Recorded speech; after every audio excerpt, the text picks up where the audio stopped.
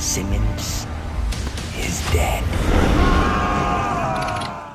Growing up in the 90s, Spawn was one of the most iconic figures in the realm of comic books, especially if you consider the darker and more mature-themed universe, and over the years, Spawn has developed an enormous fan following. Todd McFarlane created the perfect anti-hero archetype that blends concepts of horror, fantasy, and action, and as you can imagine, the end result is mouth-watering. Of course, Spawn's compelling narrative would spill beyond the pages of the comic books, and who could forget the iconic HBO animated series that's still hailed as one of the finest adult animated shows ever created. We decided to do some digging regarding some of the dark and fascinating facts about this show for this video, and if you're a fan of the Unconventional comic series or the show, you should sit tight for this one. We're going to explore 15 dark and amazing facts about Todd McFarlane's Spawn, the animated series. But before we get into our explanation, we have a very small request. If you like our content, please support us by subscribing to the channel. It's a small click for you, but for us, it means a lot. Thank you. Let's begin. But it's gonna be fun for us. I don't think so. This show pushed the boundaries of animation with violence and sexual content. Spawn, the animated series, is infamous for pushing the boundaries of the animation industry with extreme violence and unfiltered mature themes. This definitely isn't your typical superhero cartoon, and it clearly aims at an adult audience with its explicit material. There's plenty of instances across the series where it becomes evident that the show doesn't hold back when it comes to violence and gore. There's plenty of on-screen violence with people getting realistically shot, but there are also instances of off-screen violence, such as the time when a man is burned to death and his charred remains are shown later.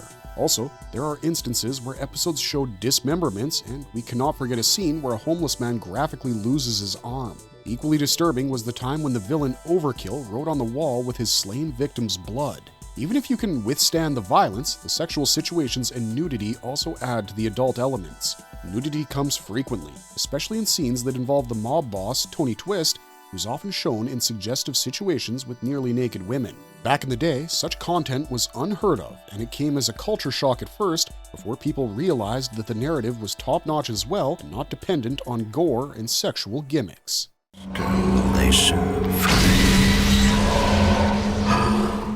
Spawn can be an extremely disturbing protagonist. I don't think there are too many anti-heroes who are as morally ambiguous and complicated as Spawn. His basic character sketch challenges the traditional heroic ideals as he wrestles with everything from dark powers to personal guilt, which is made only tougher by his complex moral choices. For those who aren't familiar with Spawn, he was formerly known as Al Simmons and worked as an assassin. After he died, he was resurrected with hellish powers as a Hellspawn and a servant of Malbolgia, a notorious demon lord. He was never fully good nor evil, and his mission involved delivering souls to hell, which is clearly not an approved act for a heroic character. Spawn always tried to atone for his past sins by using his powers for good, but the superpowers came at a cost. The way he operated in the shady urban underworld often meant resorting to brutal violence and killing, and such actions blurred ethical lines. He did fight evil, but he did so with cold pragmatism, and many of his actions could be questioned under the lenses of traditional heroic morality. His entire existence was a tortured survival on Earth because he was rejected by both heaven and hell, which gave him somewhat of an outsider status. Let's not even get into the pain inflicted upon him because of his personal relationship with his wife Wanda, and he's also often allied with morally gray characters like Cogliostro and Angela. I suggest you put them in your pockets or your pants or wherever. Just get them out of my face! Show narrative doesn't shy away from profanities. The script didn't make any effort to make the language child-friendly, which honestly would have been a waste of time, because the content was definitely not made for kids. There's an excessive use of profanity, and the F word and the C word are used liberally.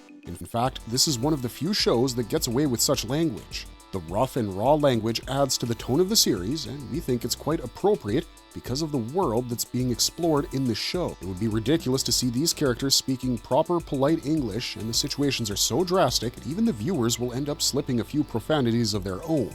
Not many animated shows would dare to use such language, which makes Todd McFarlane's Spawn stand out among the rest. I think it's insane. Am I dead or am I alive? What am I? You're going to have to trust How do the themes of suffering and despair make the show even darker? Todd McFarlane's Spawn is known for its thought-provoking narrative and its efforts to capture the harsh realities of the world. Thus, the themes of suffering and despair are central to the animated series, and they often shape the tone of the storyline. The world building can be extremely unsettling at times, but we haven't come across many other animated shows that explore the pain of loss, betrayal, existential dream, damnation, and urban decay in such a hard-hitting manner. There are times when the episodes try to capture the loneliness and isolation of Spawn, who lives in an alley among the homeless because he has no place in the human world anymore. Also, there are clear signs of despair in the society, which points to the grim situation of urban decay. The alleys are infested with drug addicts, corrupt cops, and gangsters, and this is a world where justice is hard to come by. The most vulnerable in the society suffer without any protection. There's no salvation to be found anywhere. What we find particularly disturbing is that the fate of a hell spawn is actually worse than death. Spawn is always troubled by his visions of hell, and he's pursued by demons like the Violator. Overall, his entire existence seems like the worst punishment imaginable, and it clearly impacts the tone of the narrative. This is all coming together so nicely. Remember, there's no room for pussies and... Most of the villains in Spawn would have been cancelled by other networks and studios. We mean it when we say that Todd McFarlane's Spawn, the animated series, got away with a lot. And perhaps the biggest evidence is the remarkable rogues gallery. There are several disturbing villains whose cruelty and psychopathic natures leave a mark on the viewer and add to the dark ambiance of the series. Of course, we've got to start with the Violator, who's a demonic entity and appears as a hideous, sadistic clown. He takes great joy in torturing and tormenting Spawn and humans, and he's the perfect embodiment of chaos and cruelty. The way he enjoys violence and thrives on a supremacy complex is annoying to watch, and some of his actions are truly despicable. However, the worst of the lot has to be the human antagonist, Billy Kincaid, because he's basically a psychotic child killer. He kidnaps and murders his victims, and it's implied that he also abuses them, which makes him one of the worst comic book villains ever. Such cruelty and ghastly acts wouldn't have found a place with most other studios and networks, and Todd McFarlane should count himself lucky that HBO never had an issue with such adult content. We also find the presence of the Freak quite creepy because he's simply a normal man driven insane by rejection and psychological trauma, and we can't decide whether to sympathize with him or despise him. Not to mention that the violent acts of these villains and many others also set the tone of the series as particularly disturbing, not for the faint of heart. There was a nasty legal issue between Todd McFarlane and Neil Gaiman. As we pointed out earlier, the comic books featuring Spawn were created by Todd McFarlane originally in 1992. Later, Neil Gaiman wrote the 9th installment, which was supposedly a one-off issue. Here, some characters like the medieval Spawn, Cagliostro, and Angela were introduced. Later, Gaiman, who's known for his work on the Stardust novel and the Sandman comic book series, sued in 2002 seeking co-authorship of the characters. They were caught up in a bitter legal tussle for over a decade before the case was finally settled out of court. The details of the settlement remain confidential, but both parties were reportedly pleased to have the issue resolved. Also, back in '97, Gaiman and McFarlane had signed a deal where Gaiman would give his share of characters, Angela, Cagliostro, and Medieval Spawn, to McFarlane in exchange for McFarlane's share of British superhero Marvel Man. When the deal was broken by McFarlane, it prompted the lawsuit from Gaiman. It was later revealed that Marvel Comics had completely bought the rights to Angela from Gaiman, even though that didn't essentially end the legal issues between the two talented writers. This wasn't the only legal trouble that Todd McFarlane encountered, because a prominent hockey player, Tony Twist, also sued him for naming a mobster character in Spawn after him. The lawsuit was finally settled out of court for $5 million. He was also sued by his former friend Al Simmons, after whom Spawn's alter ego was named. Honestly, we can't remember any good or popular shows that didn't encounter a couple legal issues along the way, so none of this is really that surprising. What did the show change from the comic series? When a popular comic series is adapted into an animated series, there's no chance for the narrative to be accurate. However, there were still some people who weren't happy with the changes made in the animated series. You have to understand that HBO's Spawn wasn't a direct adaptation of the comics in any way, even though there are some obvious similarities. One thing you'll immediately notice is the serious change in the tone of the two. The animated series pulls no punches and immediately tries to darken even the lighter moments from the comic book narrative, and this is evident from the first episode, where Spawn is introduced. The moment where Spawn decides to visit his grave to make sure that he is dead is far creepier in the animated series, where he can be seen howling over his own corpse, and suddenly its open jaw snaps back to life and grabs Spawn, only to condemn him for making such a stupid deal. You're immediately reminded that this isn't just another superhero story, and later, you can tell from the appearance and presentation of Twist that the animated series has taken things up a notch from the comics. The HBO series also ties the mob in with a larger story than the comics, and it involves Washington corruption and Spawn's past as a government agent. Another major change made for the animated series was the fate of Billy Kincaid. The show narrative has Spawn sparing Billy, and he roughs him up, only to be shot by Violator. In the comics, Spawn brutally murders Billy and pins him up in Sam and Twitch's office. Let us know in the comments down below what other changes you've observed between these two different versions of Spawn. Myself? Are you aware of such a person? Yeah, I've seen him. How did Todd McFarlane come up with the idea of Overtkill? Not many know about how the character of Overtkill came up randomly during the events of a show. The show was called The Comic Book Greats, and it was hosted by Stan Lee. During an episode featuring Rob Liefeld and Todd McFarlane, he challenged them to create a character in 20 minutes from a name that he gave them, which was Overkill. From here, they came up with the character of Overtkill, but there was a need to have the name changed because the original was trademarked and being considered for a movie. It's amusing to think how Stan Lee influences just about everything in the comic book universe, even when he's not directly trying. We all know the importance of Overtkill as a dark character in Spawn, and the creation wouldn't have been possible without a happy accident during this talk show. Why was the show cancelled?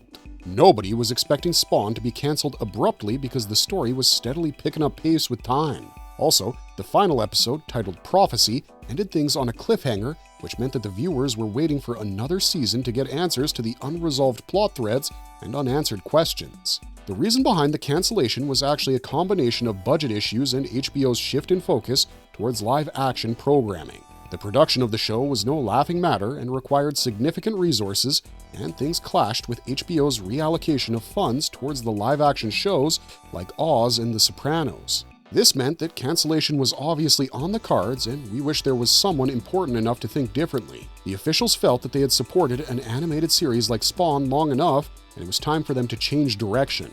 In fact, what hurts even more is that a fourth season was actually planned, and the head writer for season 2 and 3, John Leakley, also said that some ideas were supposed to be used, including the return of Angela, looking for revenge, and the return of many one-time characters with larger roles. If only someone went ahead with these ideas, because of all the cancelled shows out there, Spawn deserved it perhaps the least. Did the change in the tone of the narrative in Season 3 hurt popularity? If you're someone who's watched Spawn, the animated series, across all 3 seasons, you'll remember that Season 3 changed things quite a bit. For starters, there was a marked departure into fantasy elements from the usual setting. Of course, there was always an element of fantasy involved, especially with the nature of Spawn as the main character, but Season 3 made it a lot more about the angels and demons and apocalyptic prophecies than the real issues. Many fans are of the opinion that this change hurt the coherence of the plot and the dark noir tone that made the first 2 seasons compelling. There were also some noticeable creative disagreements, and the rushed animation affected the quality. We think all of these reasons combined resulted in the ultimate cancellation of the much-awaited 4th season. Did you know about the struggles of Coco Enterprises? It's one thing to visualize a show that's as dark and complex as Todd McFarlane's Spawn, but the execution is a whole different ballgame. The animation studio that was involved in the task was Coco Enterprises, and they were used to bright family cartoons before taking up the work on Spawn. There were some clear struggles to adapt to the dark tone of the series effectively, and the heavy use of shadows and obscure details weren't so easy to obtain. In this situation, McFarlane insisted on adding many dark colors and shadowing in order to create a somber and mysterious atmosphere. This meant that many of the scenes appeared visually murky, and the only saving grace was the fact that it all somehow enhanced the grim and dark mood of the series and the ambiguity of the narrative. I want my humanity back. Why do Spawn's costumes always change? This is something that you might have observed about Spawn because his costume keeps on changing. The reason for this is hidden in the nature of his hidden symbiotic suit named K7 Letha. which is basically a demonic parasite bonded to Spawn. The symbiote evolves constantly and shifts and grows as it feeds off the necroplasmic energy of Spawn. The appearance of this suit changes across the comic issues, and the creator, Todd McFarlane, has revealed that the living nature of the costume was originally a creative workaround to explain early continuity errors and inconsistencies in the details of the suit. The decision to make the suit a dynamic and biological entity was made, which would then mask all previous errors. Later, the suit was further enhanced and it could grant him additional powers, including shapeshifting, increased strength, and manifesting weapons. Since the suit is directly linked with Spawn's emotions, it has the potential to be his best ally. However, there are some story arcs that show him losing control over it as well. Female, approximately 4 years old, answers to the name of Cyan. Real-life taboo cults and concepts were referenced. It's not easy to include some difficult and taboo topics in the storytelling, but Spawn, the animated series, dared to venture into this territory as well. The show handled some serious subjects that were rarely seen in animation, such as drug abuse, homelessness, and even child trafficking. Also, real-life taboo cults like the Ku Klux Klan were referenced, and there are even references to Nazis. Both of these cults appear as manifestations of deeply entrenched evil rooted in bigotry, racism, and occult influences, but they still made for some controversies because not everyone was happy with such taboo topics introduced in an animated series.